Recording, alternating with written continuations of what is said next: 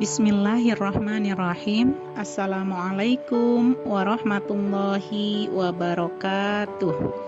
Alhamdulillahi arsala rasulahu bil huda wa dinil haqq liyudhhirahu ala dini kullihi wa kafa billahi syahida. Puja dan puji mari kita panjatkan kehadirat Allah Subhanahu wa Ta'ala. Sholawat beserta salam semoga tercurah limpahkan kepada baginda kita yakni Habibana wa Nabiyana Muhammad Sallallahu Alaihi Wasallam. Nah, sebelumnya kita masuk ke materi, mari kita membaca doa sebelum belajar terlebih dahulu. Bismillahirrahmanirrahim. Rabbi zidni ilman warzuqni fahman. Nah, pada kesempatan ini kita bertemu kembali pada materi pelajaran pendidikan agama Islam, yang mana pada kesempatan kali ini kita akan membahas tentang Rasul Ulul Azmi. Di antara utusan Allah Subhanahu wa Ta'ala ada 5 Rasul yang termasuk Rasul Ulul Azmi. Ulul Azmi berasal dari 2 kata, yaitu ulu atau uli dan al-azmi. Arti dari ulu adalah mempunyai atau memiliki, dan al-azmi artinya keteguhan atau tekad yang kuat. Rasul Ulul Azmi maksudnya adalah Rasul yang memiliki keteguhan hati, ketabahan, serta keulatan yang sangat luar biasa dalam menyampaikan risalah yang diembannya. Firman Allah Subhanahu wa Ta'ala dalam Al-Qur'an surah Al-Ahqaf ayat 35. A'udzu billahi minasyaitonir rajim. Fasbir kama sabara ulul azmi minar rasul, yang artinya maka bersabarlah engkau Muhammad sebagaimana kesabaran rasul-rasul yang memiliki keteguhan hati. Quran surah Al-Ahqaf ayat 35. Tanda-tanda nabi atau rasul yang mendapat gelar ulul azmi adalah: 1. Memiliki kesabaran yang tinggi dalam berdakwah. 2. Senantiasa memohon kepada Allah Subhanahu wa Ta'ala agar tidak menurunkan azab kepada kaumnya. 3. Selalu berdoa agar Allah Subhanahu wa Ta'ala memberi hidayah kepada kaumnya. 4. Memiliki mukjizat sebagai bukti kenabian. Rasul yang termasuk ulul azmi adalah Nabi Nuh alaihi salam, Nabi Ibrahim alaihi salam, Nabi Musa alaihi salam, Nabi Isa alaihi salam, dan yang terakhir Nabi Muhammad sallallahu alaihi wasallam. Agar mudah diingat, nama depan mereka disingkat dengan nama Mimim atau Mimin. Nah, yang pertama kita bahas satu persatu. Nabi Nuh alaihi salam. Nabi Nuh digelari sebagai ulul azmi karena kesabarannya dalam berdakwah. Meskipun mendapat hinaan dari kaumnya, Nabi Nuh tanpa menyerah terus-menerus mendakwahi keluarga, kerabat, dan masyarakat umum untuk kembali ke jalan yang lurus. Cobaan lain dari Nabi Nuh alaihi salam adalah anggota keluarganya yang tidak mau beriman kepada Allah. Anak Nabi Nuh alaihi salam, Kan'an, menentang dakwah Nabi Nuh. Kan'an tidak mau ikut serta dalam perahu yang dibuat oleh Nabi Nuh alaihi salam. Nabi Nuh alaihi salam diberi Allah mukjizat yang sangat luar biasa, yaitu mampu membuat perahu yang sangat besar. Yang kedua, Nabi Ibrahim alaihi salam. Nabi Ibrahim alaihi salam adalah putra dari Azar bin Tari. Nabi Ibrahim dilahirkan di Babilonia yang pada waktu itu dipimpin raja yang zalim bernama Namrud. Nabi Ibrahim alaihissalam memiliki gelar Abul Anbiya, bapaknya para nabi, sebab banyak keturunan Nabi Ibrahim yang menjadi nabi. Putra Nabi Ibrahim yang juga seorang nabi adalah Nabi Ishak alaihissalam. Kelak menurunkan nabi-nabi bagi Bani Israel, dan Nabi Ismail alaihissalam kelak akan menurunkan Nabi Muhammad sallallahu alaihi wasallam. Nabi Ibrahim mengajak Raja Namrud dan pengikutnya agar menyembah Allah. Namun, ajakan tersebut ditolak. Bahkan Namrud menyuruh pasukannya untuk membakar Ibrahim hidup-hidup. Berkat pertolongan Allah, Nabi Ibrahim selamat dari kobaran api. Nabi Ibrahim juga mendapat ujian lain, yaitu perintah mengorbankan anaknya Nabi Ismail alaihi salam. Yang ketiga, Nabi Musa alaihi salam.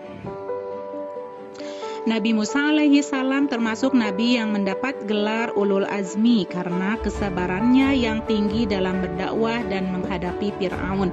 Mukjizat Nabi Musa alaihi salam adalah memiliki tongkat yang dapat membelah lautan ketika beliau dan para pengikutnya dikejar bala tentara Raja Fir'aun. Nabi Musa alaihi salam seorang nabi yang tegas dan memiliki kesabaran yang tinggi dalam memimpin kaumnya Bani Israel. 4. Nabi Isa alaihi salam. Nabi Isa alaihi salam terlahir atas kehendak Allah subhanahu wa ta'ala tanpa seorang bapak. Ibunya bernama Maryam. Beliau diutus oleh Allah subhanahu wa ta'ala kepada Bani Israel. Allah menurunkan kitab Injil kepada Nabi Isa alaihi salam. Nabi Isa alaihi salam diuji Allah dengan umat yang sangat sulit percaya kepada Allah. Beliau terus dikejar dan diincar untuk dibunuh, sehingga akhirnya Allah menyelamatkan dengan kekuasaannya yang tak terbatas. 5. Nabi Muhammad Shallallahu Alaihi Wasallam. Mukjizat terbesar Nabi Muhammad Shallallahu Alaihi Wasallam adalah Al-Quran. Nabi Muhammad Shallallahu Alaihi Wasallam diutus bukan hanya kepada satu kaum, melainkan kepada semua umat manusia di dunia. Nabi Muhammad Shallallahu Alaihi Wasallam banyak menghadapi penentangan dalam dakwahnya. Penentangan bukan saja dari orang lain, tetapi juga dari Abu Lahab, pamannya sendiri. Rasulullah Shallallahu Alaihi Wasallam juga harus ikut menderita tatkala Bani Hashim diboikot atau diasingkan di sebuah lembah dikarenakan dakwahnya, dan masih banyak lagi kesabaran dan masa-masa sulit yang dihadapi beliau dari mulai lahir sampai beliau wafat. Sikap terpuji para rasul dan rasul ulul azmi. Para nabi dan rasul memiliki sifat-sifat wajib. Sifat-sifat wajib Sifat-sifat wajib tersebut adalah sidik, amanah, tabligh, dan patonah. Adapun Rasul Ulul Azmi memiliki sifat-sifat khusus, yaitu keteguhan, kesabaran, ketabahan, dan keuletan yang sangat luar biasa.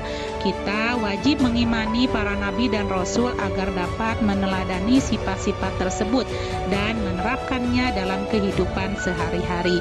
Meneladani artinya mencontoh, meneladani atau mencontoh para rasul dan rasul ulul azmi, seperti pesan Allah subhanahu wa ta'ala dalam Quran surah Al-Ahqaf ayat 35 yang ditunjukkan kepada manusia termasuk kita, yaitu yang artinya, maka bersabarlah engkau Muhammad sebagaimana kesabaran rasul-rasul yang memiliki keteguhan hati.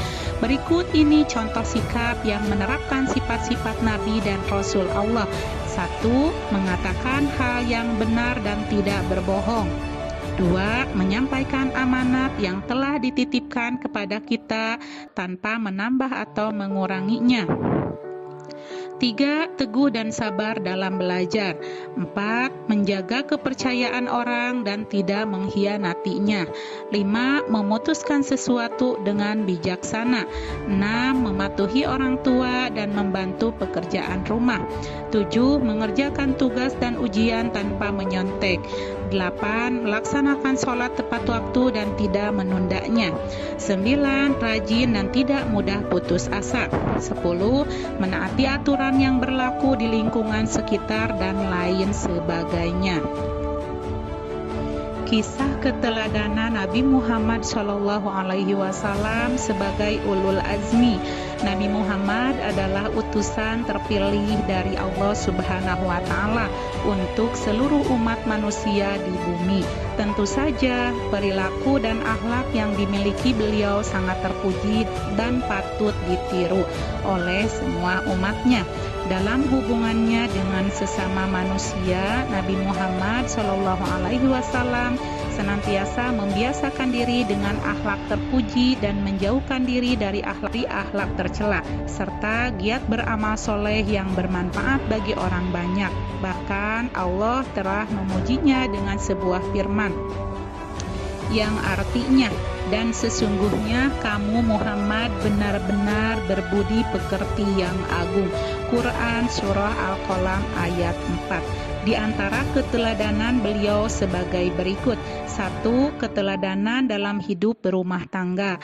Nabi Muhammad SAW sebagai kepala rumah tangga senantiasa berusaha menjadikan rumah tangganya mendapat ridho Allah atau menjadi keluarga yang sakinah, mawadah, warahmah. Bersama istrinya Siti Khadijah, Nabi Muhammad SAW menerapkan kehidupan keluarga yang saling mencintai, menyayangi, menghormati, menjaga nama baik, dan tolong-menolong dalam kebaikan dan ketakwaan. Nabi Muhammad SAW memelihara, mengasuh, dan mendidik anak-anaknya dengan penuh tanggung jawab serta kasih sayang sehingga anak-anaknya senantiasa beriman dan bertakwa serta hidupnya berguna dan berbahagia. 2. Keteladanan sebagai pemimpin umat.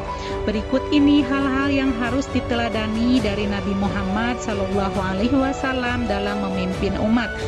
Yang pertama, Nabi Muhammad senantiasa menanamkan keimanan dan ketakwaan kepada orang-orang yang dipimpinnya. Kedua, Nabi Muhammad selalu berusaha agar persaudaraan sesama umat Islam terwujud.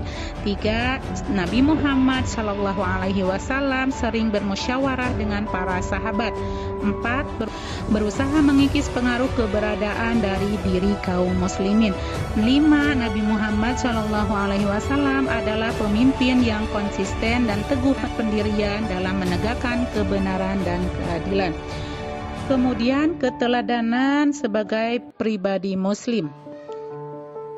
Nabi Muhammad adalah pribadi muslim yang memiliki rasa kasih sayang yang tinggi, khususnya terhadap anak-anak yatim, para fakir miskin, dan orang-orang terlantar. Kasih sayang Nabi Muhammad SAW bukan saja terhadap sesama manusia, bahkan terhadap binatang, terhadap alam dan lingkungan. Rasulullah SAW menganjurkan kepada umatnya agar melakukan usaha-usaha untuk mengambil manfaatnya dan melestarikannya, serta melarang segala bentuk perusakan.